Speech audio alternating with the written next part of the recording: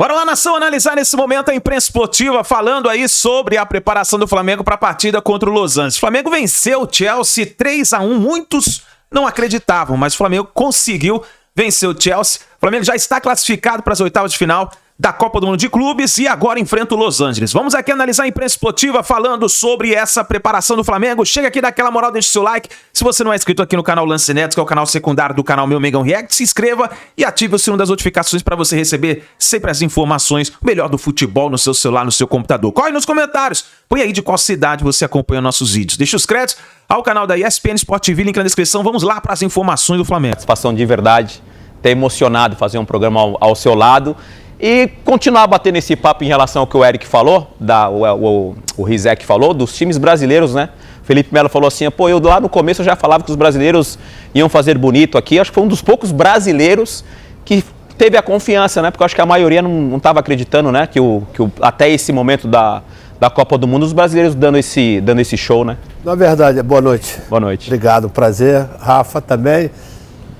O André, nosso amigo Felipe e Eric Faria, parceiro de longa data, de longas batalhas. Para dizer a verdade, existia um certo ceticismo em relação, porque se criou sempre, né, essa disparidade entre o futebol europeu, sobretudo pela questão de investimento. Mas eu acredito que, principalmente através de algumas declarações, né, o Pep Guardiola foi um daqueles que deu uma declaração muito interessante em relação os times sul-americanos, não somente os brasileiros, né? Mas, é lógico, o momento dos clubes brasileiros, o fato de estar todo mundo liderando, vamos dizer, os seus grupos, dão essa demonstração que diminuiu, de certa forma, né, essa disparidade que sempre vai existir em função até dos próprios investimentos. Uma coisa importante que eu tenho visto é que o Renato também falou a respeito disso e de repente até a gente vai falar um pouquinho mais para frente, né? Porque a gente não deu e não está dando, né, agora um pouco mais, né?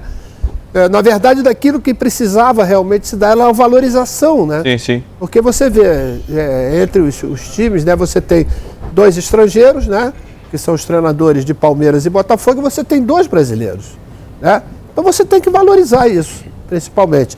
É lógico que 11 contra 11, isso vai existir sempre, né, Denilson? Sim. Porque a gente jogava no final de temporada. Tem uma influência? Tem uma influência.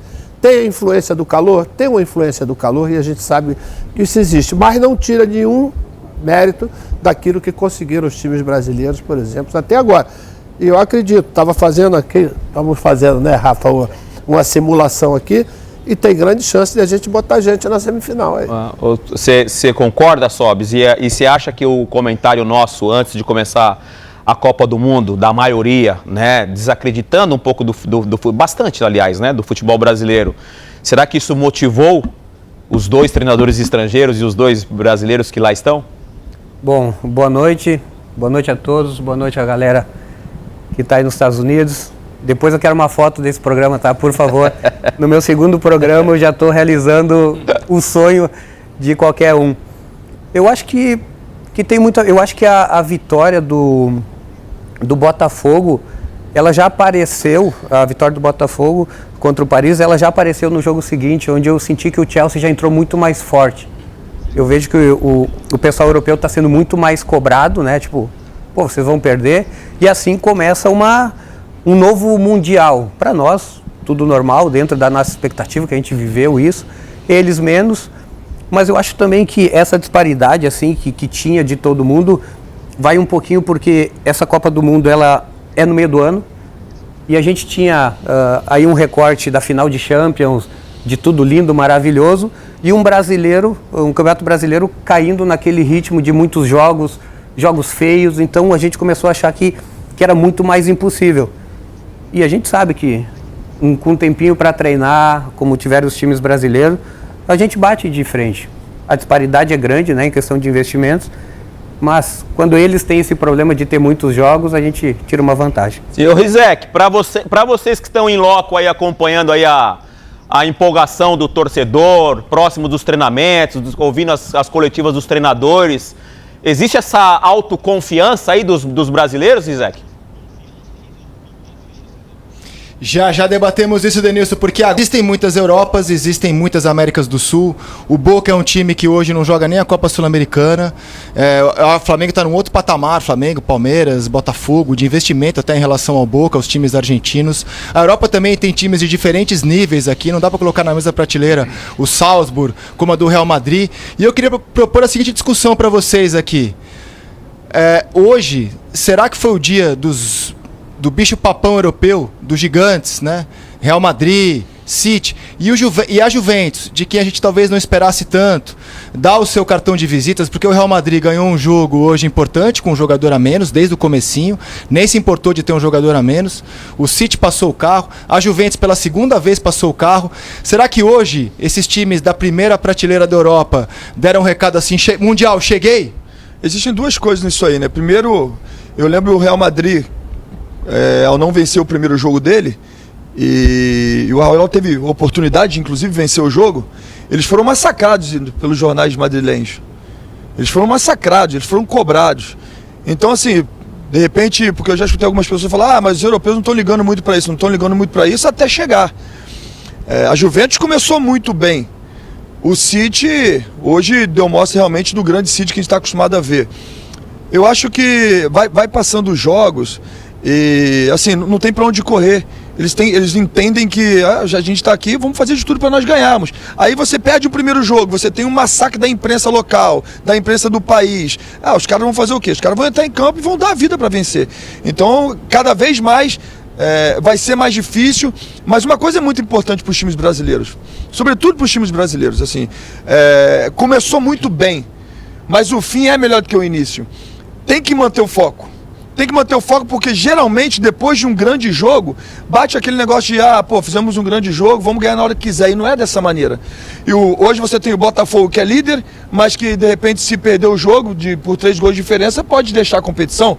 Você tem o Fluminense que hoje é líder, mas também corre o risco, se não fizer um bom jogo, se não entrar focado, de também sair da competição. E assim o próprio Palmeiras, que vai jogar contra o Inter Miami, que está em primeiro, e se não tiver focado, pode ser que de repente saia. Então eu acho que os times brasileiros têm que manter esse foco, não importa qual tipo de jogo e não importa quem é o adversário. Ou seja, Felipe, você não quer vestir a camisa do favorito, não é porque a gente até aqui, depois de 2 rodadas, tá mandando super bem, melhor deixar como estava antes, Eric. A gente chegou aqui comendo pelas beiradas, não é bom vestir camisa de favorito nesse momento, né? Outro gigante que também acho que deu um recado importante foi o Bayern. Mas o placar foi apertado, o placar foi, mas o Bayern se impôs contra o Boca, né? Então assim, eu acho que os bichos papões da Europa na segunda rodada começaram a abrir as asinhas, assim. Eu até colocaria o PSG mesmo após a derrota para o Botafogo. Acho que vai seguir forte na competição, vai se classificar, e aí quando começar o mata-mata é uma outra Copa que começa, né? Que coloca o futebol brasileiro no mapa do futebol mundial. A seleção brasileira é diferente do futebol brasileiro. A seleção brasileira está sempre na primeira prateleira. Os jogadores brasileiros, produtos do nosso futebol, como o Felipe, que um dia foi para a Europa e brilhou na Europa, eles também estão sempre na primeira prateleira do futebol mundial. Mas eu acho que o nosso futebol interno, com esse começo de Copa do Mundo, deu um recado legal que pode estar na primeira prateleira também, que o nosso campeonato pode ser visto e ser bem comercializado no mundo afora. Que a gente continue, que o Palmeiras se classifique, o Fluminense se classifique, o Botafogo se classifique, o Flamengo já está lá, para que a gente continue mostrando que no nosso futebol caseiro, interno, a gente tem bons jogadores, bons técnicos e tem uma estrutura de futebol que, se não é a melhor do mundo, está entre as melhores do mundo. Grande Chelsea. Então, assim, nós temos, sim, não somente dentro de campo como atleta, mas também temos bons treinadores, e que eu não tenho dúvida nenhuma que a gente dando um pouquinho mais de moral ao produto nacional, as coisas vão melhorar. Era esse gancho que eu queria pegar, Felipe. Respondendo a sua pergunta, Dena, mais até do que o resultado, porque assim, eu acho que a gente não devia ficar tão condicionado ao resultado, porque, cara, pode acontecer da gente escorregar nessa próxima rodada. Todos os times, exceção ao Flamengo, correm risco. Depois tem o mata-mata, 90 minutos.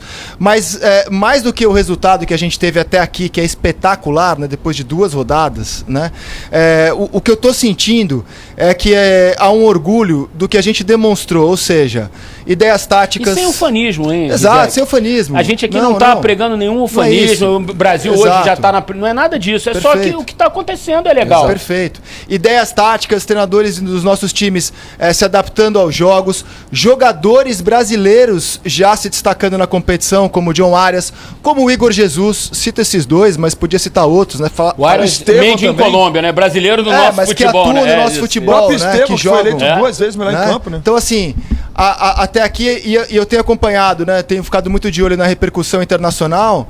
E, assim, é legal ver essa surpresa, assim, porque eles não veem futebol brasileiro. A gente tem aqueles enfrentamentos no Interclubes, os quais os clubes europeus fizeram questão de nem jogar mais a semifinal, agora eles só jogam a final. Essa competição aqui, inclusive, existe, ela foi criada porque a FIFA disse o seguinte para os clubes europeus: se depender da vontade deles, seleções e clubes, eles nem jogam contra times de outros continentes, né? Basta ver declarações como do presidente da La Liga, o Javier Tebas, que quer acabar com o Mundial, não quer ver clubes europeus enfrentando a periferia, palavras dele. A Liga das Nações foi isso, é um produto exatamente para fechar com eles ali. Exato. Não abrir nem para as datas FIFA eles poderem fazer outros jogos, né? Então a FIFA estabeleceu critérios aqui que podem talvez não trazer os melhores times do mundo no momento. A gente sente falta de um Barcelona, do Liverpool, mas são critérios para trazer times de 20 países, de você ter enfrentamentos os quais os clubes europeus, por opção deles, jamais fariam. Deu muito dinheiro para os clubes estarem aqui. Real Madrid, por exemplo, só para pisar aqui, ganhou 211 milhões de reais, fora o que ele vai ganhar.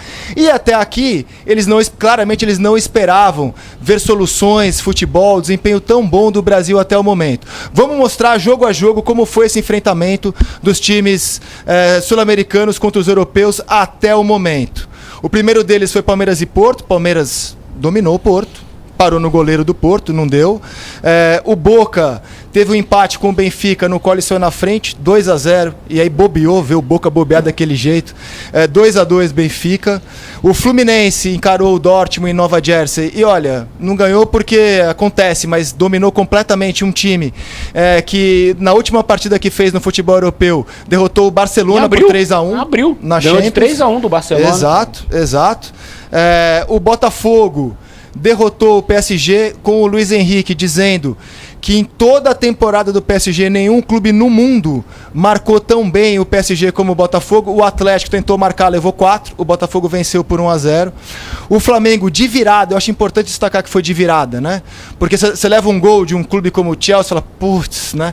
O Flamengo foi lá e virou 3-1 numa aula de futebol na Filadélfia. E aí o Bayern passou pelo Boca, 2-1, acho que foi um jogo de muita imposição do Bayern, o placar para mim não refletiu o que foi o jogo, né? Então a gente chegou a ficar 1-1, quase até o final, quer dizer, poderia ter acontecido, né? Quer dizer o seguinte, até agora o único sul-americano que foi dominado por um europeu foi o Boca pro Bayern, para mim. Dominado. Nos demais não foi isso que a gente viu. Então o placar mostra uma vitória dos europeus, essa do Bayern, e assim, o Boca até gostou, né? Porque no fim do jogo ele falou, vou segurar essa derrota por só um gol que pode me ser suficiente para passar no saldo depois, a ver o que vai rolar. Uma vitória dos europeus, 3 empates e 2 vitórias da América do Sul. Por isso que a nossa enquete é em cima disso. E já vou pedir o voto de vocês, né? Quem que vai levar essa competição? É um clube da Europa? É um clube da América do Sul? Ou, por exemplo, um Al Hilal da vida, que está pintando como talvez a grande força não europeia da competição, até pelo investimento que faz, né? Que o clube saudita faz. Quem que leva, Dena? Joga para vocês. Um europeu, um sul-americano ou um Al Hilal da vida, Dena? E devolvo a sua... Espero ter respondido a sua pergunta aqui pra gente. Eu acho assim, aqui essa discussão do favoritismo, Rizek e amigos, eu continuo achando que os europeus têm o favoritismo, apesar do início não ser tão empolgante, né? E empolgante para os brasileiros que lá estão. Eu continuo achando, o Maestro, o Sobis, que os europeus são os principais candidatos, né? A gente está falando aí de um Real Madrid que tem um treinador que vale lembrar, né? O Xabi Alonso fez o segundo jogo dele, então assim, o Real Madrid aparentemente não tem a identidade do Xabi Alonso. A Juventus, que é um time competitivo, também está com um treinador novo, né? Inclusive o Alberto Costa, que era o lateral, que é o lateral direito português da Juventus, jogou os últimos 3 jogos no campeonato italiano, era um jogador que estava para ser descartado.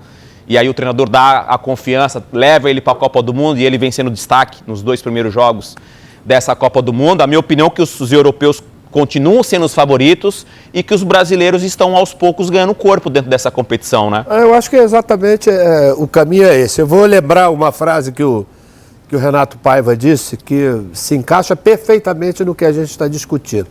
O cemitério está cheio de favoritos.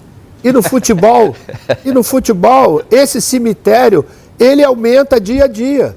Porque nem sempre aquele mais qualificado, né, ele vai ganhar do mais qualificado. É lógico, a probabilidade é muito menor, né, de quem tem um investimento maior de ganhar. Mas, pelo lado nosso, eu acho que, inclusive, a própria seleção brasileira, Rafa, vai surfar em tudo isso que está acontecendo agora. Aí aumenta a dificuldade, obviamente, do Flamengo em virar o jogo, em buscar o Mas jogo. até o momento do gol, Denilson, se você for lembrar, o Flamengo estava se impondo no jogo. Jogando bem, começou bem, sim. Se impondo no jogo, fazendo a mesma coisa que o time do Felipe Luiz tenta fazer jogando o Campeonato Brasileiro, Copa do Brasil, sim, e até mesmo a Libertadores. Inclusive, quando tem o erro do Wesley, e aí fazer um elogio para a personalidade do Wesley, porque normalmente um jogador jovem como o Wesley, ele poderia sentir o golpe do erro num jogo daquele tamanho. Qualquer um, continuou, né? Sendo um jovem, então, né? Ele continuou tendo personalidade, foi até um dos melhores. Porque ele estava jogando bem até aquele momento, né? Naturalmente, o Felipe, o pessoal da comissão técnica, vai sentar, quando você estiver como último homem, dá um bico na arquibancada e vamos montar novamente. Isso foi um erro que vai servir de um aprendizado para ele pro resto da carreira. Ele está começando a carreira agora. Tem a ver, Sobs, a mentalidade do Felipe Luiz de ter jogado, enfim, o tempo todo dele no futebol europeu, ter ideias, né, de dinâmica, de estrutura de futebol europeu, a virada do Flamengo contra o Chelsea? Tem total, né? É a mão dele. O Flamengo tem uma tática meio diferente, não é um time que tu sabe exatamente como ele vai jogar. Tem movimentações. O Jorginho parece que jogou no Flamengo já, parece que já jogava há muito tempo. Verdade. Tomou conta. Eu acho que a maior responsabilidade agora que os brasileiros trouxeram é classificar, né? O Botafogo, por exemplo, teve a vitória mais maiúscula em termos de que ninguém acreditava, é o Atlético de Madrid. Então tem que cumprir. E é uma responsabilidade boa. O Flamengo acho que classifica. Eu vejo o Flamengo como o brasileiro, assim, que daqui a pouco tem um caminho melhor, pode ter clássico aí, né? Logo adiante. E eu ainda vejo, assim, como a minha opinião de clube europeu, eu ainda vejo o Paris muito forte. O Paris me passa aquela sensação que eles perderam a hora que podia perder.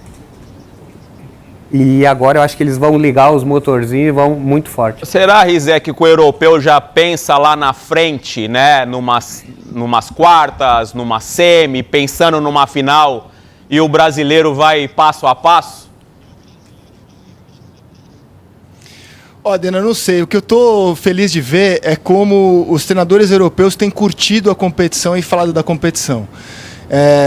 A gente viu aqui, por exemplo, treinadores que foram grandes jogadores grandiosos em clubes e em seleção, como Kompany, como Luiz Henrique, como Xabi Alonso, o próprio Niko Kovac, que jogou e dirigiu a seleção croata, hoje dirige o Dortmund. Todos eles deram excelentes entrevistas para nossa reportagem, uma entrevista coletiva. Guardiola também falou de times brasileiros, bem lembrado, que também foi um grande jogador de seleção, bem lembrado, Eric, e como treinador não se discute. Todos eles comentaram o desempenho dos brasileiros e, assim, inclusive cornetaram quem se demonstrou surpreso e, inclusive, fizeram questão de lembrar que bom ouvir isso desses caras que jogaram tanto e hoje dirigem seleções mundiais, né? Que o mundo não é a Europa, né? O mundo é o mundo, né? Que bom que eles, treinadores europeus, deram declarações nesse sentido. E antes de ouvi-los, eu queria elogiar o Felipe Luiz, não só por aquilo que ele fez no jogo, porque se vocês comentaristas já falaram, mas a entrevista do Felipe também ela é tão brilhante quanto o trabalho dele depois do jogo. Porque ele fez questão de lembrar, primeiro assim, calçar as sandálias da humildade, né? De não achar que a gente já está no nível de Real Madrid, etc. Mas lembrar que, por exemplo, este Flamengo tão poderoso perdeu do Central Córdoba no Maracanã. E não é por isso que o futebol argentino alcançou o brasileiro na América do Sul. Que esse Flamengo quase foi eliminado pelo Táchira. E não é por isso que o futebol venezuelano... A gente não pode pegar 90 minutos de futebol e estabelecer grandes teses sobre escolas das sul-americanas, europeias. A gente tem mais do que curtir a competição, jogo a jogo, fase a fase. Eu ainda acho, respondendo a nossa enquete, Rizek, que para mim vai ser uma grande surpresa se um time brasileiro chegar à final. Vai ser surpresa para mim. Eu ainda considero que... eu imagino que a gente vai ver 2 times europeus na final. Mas eu acho que a surpresa ela já vai ser menor do que era no início da competição. Sem dúvida. Entende? Assim, se no início era quase impensável ver um time brasileiro chegar a uma semi, a uma final, hoje já não é tanto. Mas eu ainda acho que a gente vai ver 2... Assim, palpite. Acho que tem Bayern, PSG, Real Madrid e City, esses 4 à frente dos nossos times brasileiros. Juventus te surpreendeu? Surpreendeu positivamente, até pela temporada que vinha fazendo no campeonato italiano. Mas o problema da Juventus é que se ela passar em segundo, ela vai cruzar com o Real Madrid, né? Provavelmente vai cruzar com o Real Madrid. Se enfrentaram há pouco tempo no final de Champions. Exato. Mas você pega o Real Madrid que, por exemplo, o jogo contra o Real foi muito abaixo.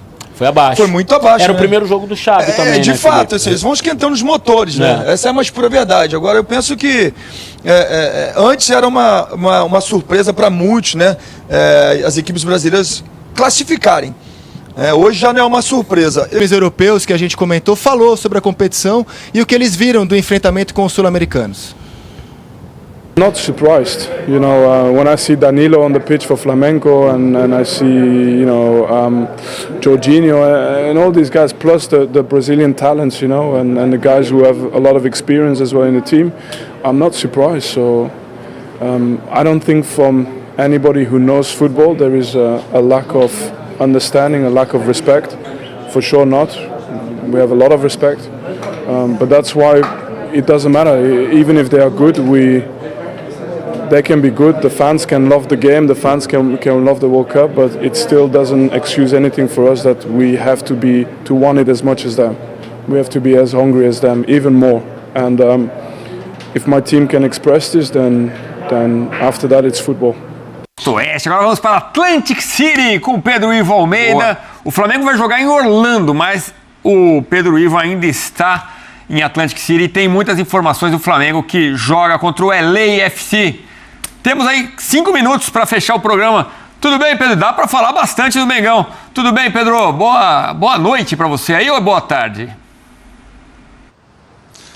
Tudo bem, Edu. Boa noite por aqui já. Aqui já avançada a noite, início de noite, mais para avançar. A questão é que o sol, né? Essa claridade toda que a gente está conferindo aí na imagem dá essa falsa sensação de ser um final de tarde. O sol aqui costuma cair bem tarde, coisa de 9 da noite local, já quase 10 da noite aí no Brasil. Então por isso gera essa dúvida, mas boa noite por aqui. Boa noite para você aí também. 5 minutos dá para a gente passar um pouco o dia do Flamengo, passar um pouco o ambiente do Flamengo. O Flamengo treinou há pouco o seu penúltimo treino aqui em Atlantic City, New Jersey. Base nessa primeira fase, né, digamos assim, de Mundial de Clubes. Na segunda-feira, amanhã, decola à tarde para Orlando, onde enfrenta na terça-feira o LAFC, Los Angeles FC, como você falou muito bem. Clima muito tranquilo por aqui, o Flamengo optou, hoje até o presidente Bap está falando que gostou de ficar aqui, essa coisa de um pouco mais de tranquilidade, jogadores isolados, passeando pelas ruas, pela praia, tudo muito tranquilo. E claro, também as 2 vitórias facilitam, 2 vitórias que deixam o trabalho mais tranquilo, deixam o planejamento do Felipe Luiz para esboçar, para montar um time para terça-feira também um pouco mais tranquilo, podendo calcular quem vai entrar em campo, quem não está no treinamento de hoje. Gerson não foi a campo, Ayrton Lucas não foi a campo e Nico de la Cruz, que ainda está naquela coisa de volta, não volta, participou do treino de véspera contra o Chelsea, mas ficou fora da relação. Pode voltar ao jogo de terça-feira ganhando poucos minutos ali, mas ainda fez um trabalho complementar hoje, então repito, Gerson, Ayrton Lucas e de la Cruz não foram a campo, esses 3 atletas não devem começar contra o LAFC, outros devem ser poupados também. O Flamengo deve ter um time misto, nada de tudo reserva, mas misto para buscar a vitória. Ainda no rescaldo sobre a vitória contra o Chelsea, não teve entrevista coletiva de jogador por aqui, mas o presidente Luiz Eduardo Batista passou pelo treino, conversou com a gente por lá, falou ainda como é que foi essa reação dele e até dos ingleses. Ele revelou uma certa surpresa dos dirigentes ingleses que conversaram com o Bap depois do jogo lá no Lincoln Field, na Filadélfia. A gente ouve agora aqui dentro do programa. Os caras têm noção do que é o Flamengo, né? Não foi só o que eles viram ontem em campo, eles não esperavam perder, nem esperavam perder com um domínio tão claro do Flamengo. Então eles tiveram aquele momento de decepção, mas foram muito elegantes. A gente encontrou com eles antes do jogo, ficamos conversando ali 1 hora, basicamente sobre estrutura de capital, falando de negócio, né? Como é que é um clube no Brasil, como é que é um clube que não tem dono como o Flamengo tem essa pujança.